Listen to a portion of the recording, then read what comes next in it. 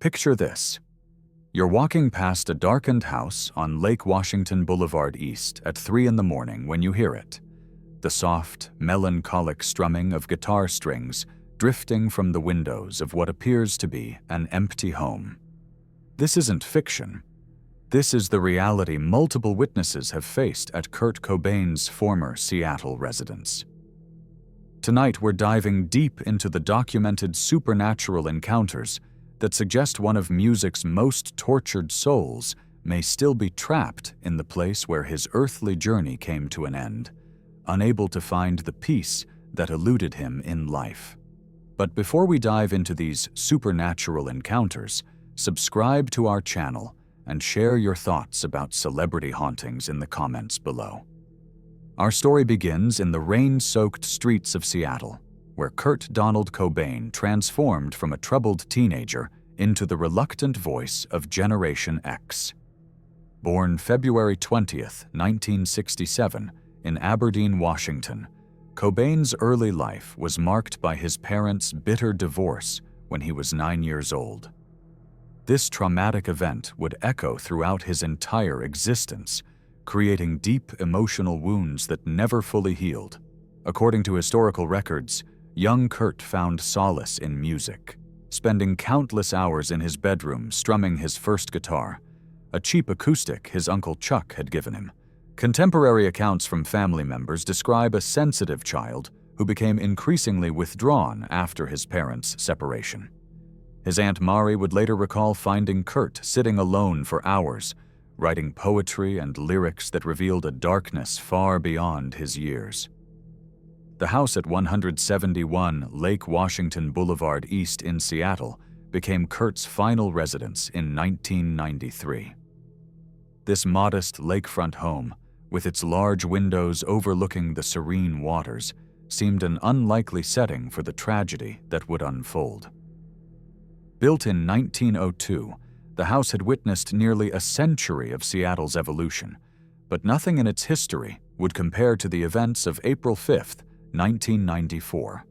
Historically documented accounts reveal that Cobain's relationship with heroin began in the late 1980s, initially as a way to cope with chronic stomach pain that doctors couldn't properly diagnose or treat. Band members from Nirvana, including bassist Krist Novoselic, testified in later interviews about Kurt's increasing isolation and erratic behavior during the final months of his life. The pressures of fame, combined with his struggles with addiction and his tumultuous marriage to Courtney Love, created a perfect storm of despair. What made the Lake Washington house particularly significant was its greenhouse, a glass-enclosed structure attached to the main building where Kurt would retreat for hours. Friends described it as his sanctuary, filled with plants, musical equipment, and scattered notebooks containing his most personal thoughts. The greenhouse's peaceful atmosphere stood in stark contrast to the chaos consuming Cobain's inner world. According to official records from the Seattle Police Department, Kurt had recently completed a stint in rehabilitation at the Exodus Recovery Center in Los Angeles, only to flee the facility on April 1st, 1994. His whereabouts remained unknown for several days, causing panic among his friends, family, and management team.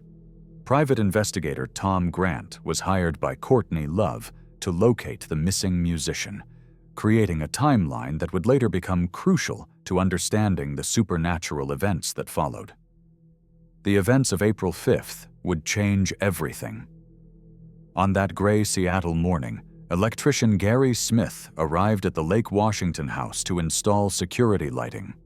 What he discovered in the greenhouse would shock the world and, according to numerous witnesses, leave an indelible spiritual imprint on the property.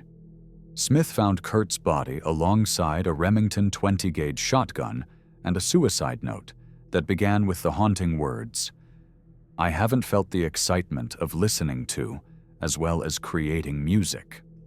The official investigation concluded that Cobain had died 3 days earlier, on April 5, 1994, from a self-inflicted gunshot wound.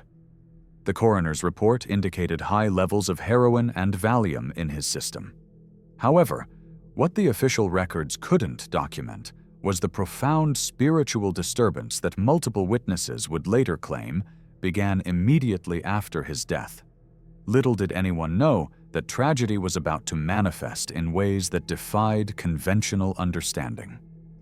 The combination of Kurt's intense emotional pain, his deep connection to music, and his sudden, violent departure from life would create what paranormal investigators later described as perfect conditions for spiritual attachment to the physical realm. Contemporary sources from 1994 confirm that the Lake Washington house quickly gained a reputation among locals for unexplained phenomena. The very greenhouse where Kurt took his final breath would become the epicenter of supernatural activity that continues to this day, more than 30 years after that fateful April morning. The first documented supernatural encounter occurred just 6 months after Kurt's death, when real estate agent Patricia Morrison was hired to prepare the Lake Washington house for sale. Morrison, a 20-year veteran of Seattle's luxury property market with impeccable credentials, had handled numerous high-profile estates without incident. According to Morrison's official testimony, she arrived at the property on a crisp October morning in 1994. The house felt unnaturally cold despite the functioning heating system, and she noticed an oppressive silence that seemed to absorb sound rather than simply contain it. "I've toured hundreds of empty houses," Morrison stated in her formal report, "but this felt different. The air itself seemed heavy, almost resistant to movement." As she documented the greenhouse for listing photographs, Morrison experienced what she described as an overwhelming sense of being watched. The temperature in the glass-enclosed space dropped noticeably, causing her breath to become visible despite the relatively mild autumn weather. Most disturbing, however, was the sound that stopped her cold. The distinct plucking of guitar strings, melodic and deliberate, emanating from the exact corner where Kurt's body had been discovered. Morrison testified that she initially searched for a radio or stereo system that might explain the music, but found none. The melody continued for approximately 3 minutes, playing what she later recognized as fragments from Something in the Way, one of Kurt's most introspective compositions. When she called out, asking if anyone was present, the music stopped abruptly, followed by a silence so complete it felt suffocating. The strings weren't just randomly vibrating, Morrison would later tell investigators. Someone was playing them with intention, with emotion. The phrasing, the pauses between notes, it was unmistakably deliberate musical expression. Her detailed account established the first pattern of supernatural behavior that would be reported consistently for decades: nocturnal guitar music emanating from the empty greenhouse. 7 years later, in 2001, the supernatural activity escalated dramatically when the house's new owners, the Richardson family, began experiencing phenomena that affected multiple household members simultaneously. Dr. Michael Richardson, a respected cardiologist at Harborview Medical Center, initially dismissed his family's reports as imagination until he witnessed the events firsthand. The Richardson family's encounters began subtly with unexplained electrical disturbances throughout the house. Light bulbs would burn out within days of installation, particularly in the greenhouse area. The home's sound system would activate spontaneously, always tuning to static-filled frequencies that seemed to carry fragments of familiar melodies. Mrs. Sarah Richardson, a former music teacher, recognized the tune patterns as similar to Nirvana compositions, though distorted and incomplete. The most chilling escalation occurred during a dinner party in March 2001. According to multiple witness testimonies from the 5 guests present, the lights throughout the house began flickering in a rhythmic pattern. Dr. Richardson stated, "It wasn't random electrical failure. The lights pulsed in 4/4 time, like a drumbeat. Everyone at the table noticed it simultaneously. What happened next defied logical explanation. The family's teenage daughter, Emma Richardson, reported seeing a translucent figure standing in the greenhouse doorway. Her description, corroborated by 2 dinner guests, depicted a slender man in his late 20s wearing a green cardigan, sweater, with shoulder-length blonde hair partially obscuring his face. The apparition appeared solid enough to cast a shadow, yet guests could see the greenhouse plants through his torso. He was holding something that looked like a guitar, Emma testified to paranormal investigator Dr. Rebecca Chen. But it wasn't quite there, like it was made of mist or smoke. He kept looking toward the dinner table, then back at his hands, as if he was trying to remember how to play. The most disturbing aspect of this encounter was its emotional impact. All 7 witnesses reported feeling an overwhelming wave of sadness that seemed to emanate from the figure itself. Dr. Richardson, known for his scientific skepticism, described the sensation as externally imposed grief, sorrow that clearly originated outside their own emotional states. The apparition remained visible for approximately 4 minutes before slowly fading away. However, the guitar music continued for another hour, growing progressively more complex and recognizable. Guests identified fragments of Heart-Shaped Box, Come As You Are, and Smells Like Teen Spirit, though the melodies were played with a haunting minor key variation that made them sound like laments rather than rock anthems. Contemporary paranormal researchers who investigated the Richardson case noted that this encounter marked a significant evolution in the supernatural activity. The ghost was no longer merely playing music. It was attempting to communicate through musical expression, using familiar songs to convey emotional messages to the living. The most dramatic supernatural encounter occurred in 2015, when paranormal investigator Marcus Thompson was granted permission to conduct an overnight investigation at the Lake Washington property. Thompson, author of 6 books on Pacific Northwest hauntings and founder of the Seattle Paranormal Research Institute, brought sophisticated recording equipment and thermal imaging cameras to document any unusual activity. Thompson's investigation began routinely, with baseline measurements and historical research review. However, at precisely 3:13 a.m., nearly the exact time Kurt's death was estimated to have occurred, the greenhouse became the center of unprecedented supernatural manifestation. According to Thompson's detailed investigative report, the temperature in the greenhouse plummeted from 68 degrees to 34 degrees within minutes. His thermal imaging equipment registered what appeared to be a human-shaped cold mass sitting in the exact location where Kurt's body was discovered. Most remarkably, Thompson's sensitive audio equipment captured not just guitar music, but actual singing, words that weren't quite audible to the human ear, but were clearly present on the digital recordings. The voice was unmistakably Kurt's, Thompson testified in his published findings. The vocal quality, the timbre, the distinctive way he pronounced certain words. It matched archived recordings perfectly, but there was something different about it, something desperate and pleading. The climactic moment came when Thompson addressed the apparition directly, asking what message it was trying to convey. The response was immediate and profound. Every piece of electronic equipment in the greenhouse activated simultaneously. Cameras flashed, recorders turned on, and Thompson's laptop computer began typing words across the screen without any human input. The message that appeared was both heartbreaking and revealing. Can't find the way out.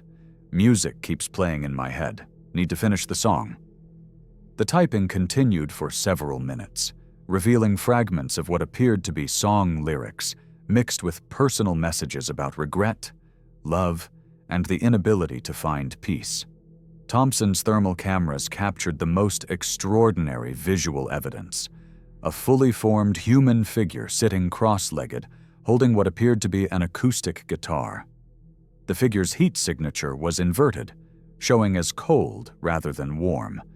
but the detail was remarkable. Facial features were clearly visible, matching known photographs of Kurt Cobain with startling accuracy. The supernatural encounter reached its peak when the ghostly figure began playing a complete song, one that had never been recorded during Kurt's lifetime. Thompson's equipment captured over 4 minutes of original music, featuring lyrics about searching for redemption and the inability to cross over into death's peaceful embrace. The song's melody was hauntingly beautiful, combining Kurt's characteristic grunge style with an ethereal quality that seemed to transcend mortal musical expression. As dawn approached, the apparition's image gradually faded, but not before turning directly toward Thompson's cameras. The ghost's eyes, clearly visible in the thermal imaging, conveyed profound sadness mixed with gratitude, as if acknowledging that someone finally understood his message. Thompson concluded his investigation with a startling realization. The ghost wasn't simply haunting the location randomly. Kurt's spirit appeared to be trapped by unfinished creative work, bound to the greenhouse where his earthly life ended before he could complete his artistic mission. Recent investigations have confirmed that supernatural activity continues unabated at the Lake Washington property. Current homeowners, who requested anonymity, report ongoing nocturnal guitar music that occurs with remarkable consistency. Security cameras installed in 2020 captured unexplained light anomalies in the greenhouse area, always appearing between 3 and 4 a.m.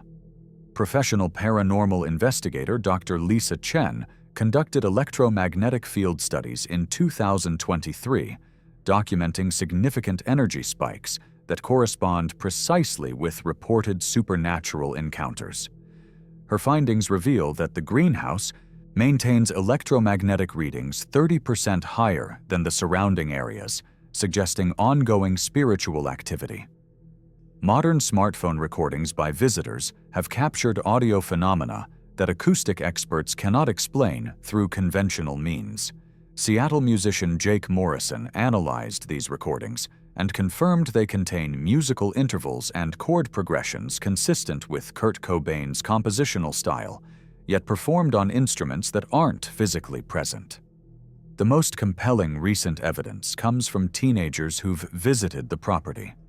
Multiple witnesses between ages 16 and 18 report seeing the ghostly figure more clearly than adult visitors, suggesting that younger individuals may be more sensitive to the supernatural presence. Staff members at the nearby Veretta Park, where Kurt Cobain's memorial bench attracts thousands of visitors annually, report strange occurrences during significant dates. On April 5th each year, the anniversary of Kurt's death, visitors consistently report hearing faint guitar music drifting from the direction of the Lake Washington house, even when the property appears empty. What keeps Kurt Cobain's spirit bound to this earthly realm? Perhaps some artistic souls burn so intensely that death cannot extinguish their creative fire. The ongoing supernatural encounters suggest that Kurt's ghost remains tethered to unfinished musical expressions, songs that existed only in his mind when his mortal journey ended abruptly. The Lake Washington house stands as testament to the theory that profound emotional trauma can transcend physical death. Kurt's ghost appears driven by an eternal need to complete his artistic legacy, using supernatural means to communicate through the universal language of music. Whether you believe in ghostly manifestations or not, the consistent witness testimonies spanning 3 decades create a compelling narrative about love, loss, and the unbreakable bonds between artists and their craft. Perhaps some bonds are indeed too strong for death to break. If this tale captivated you, don't forget to hit subscribe and let us know your own ghost stories in the comments below.